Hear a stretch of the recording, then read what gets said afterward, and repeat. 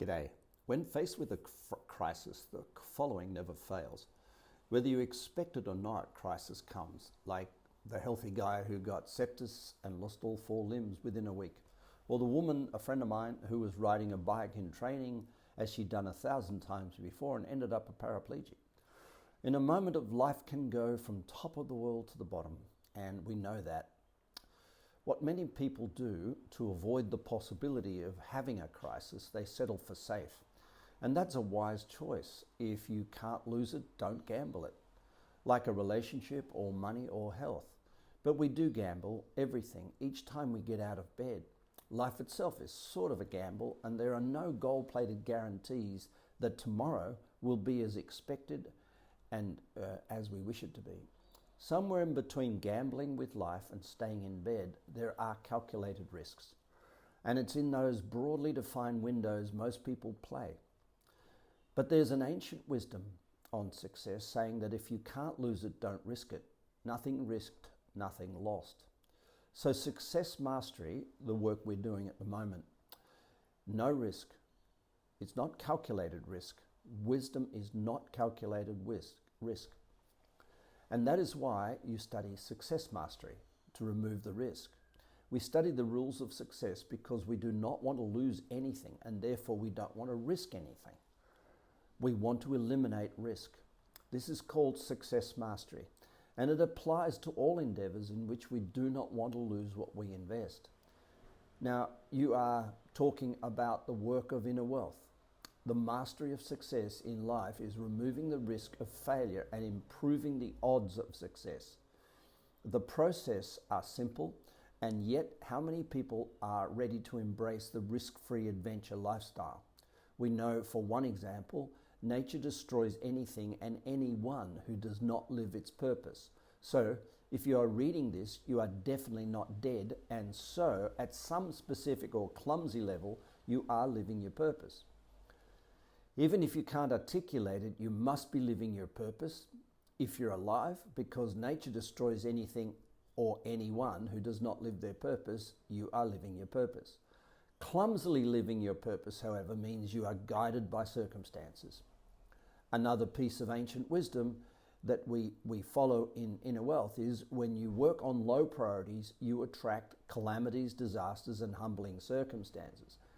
That means nature keeps you on purpose clumsily by presenting you with calamities, disasters, and humbling circumstances over and over again, because you either can't articulate your purpose and therefore don't really understand when you're on or off it, or you continually forget your purpose and get back to the good old grassroots narcissism. Nature also reminds us that the most narcissistic thing we can do is to want to change other people. And the most altruistic or essential for success is to change ourselves, how we think about something or someone.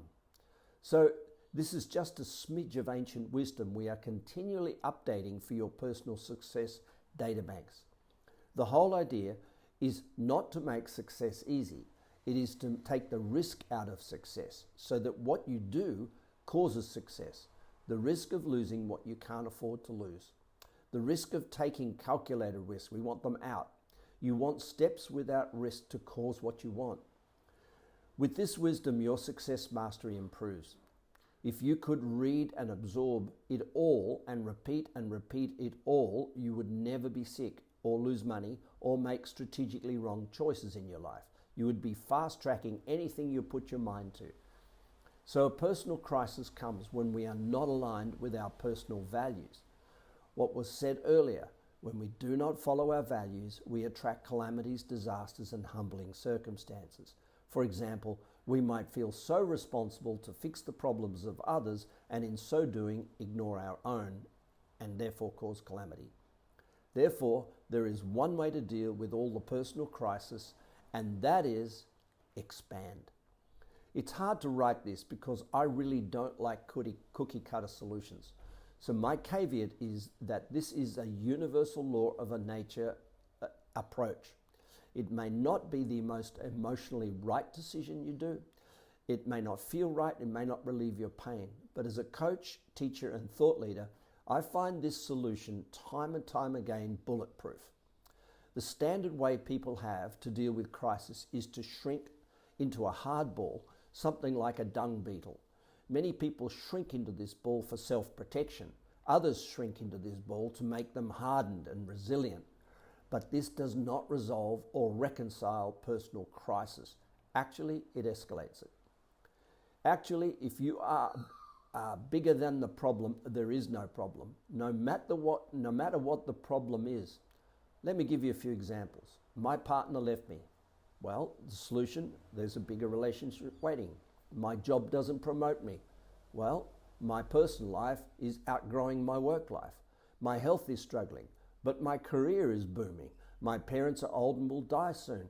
We all do, and that's the cycle of life. My car broke down. It's going to cost me a fortune to repair. Maybe I can live without a car and not waste so much time. I have too much on my plate right now. There's never too much. I only have to choose priorities. In the story of nature, nature never destroys something. She simply builds a bigger one, greater in consciousness, less in number. You need to remember that.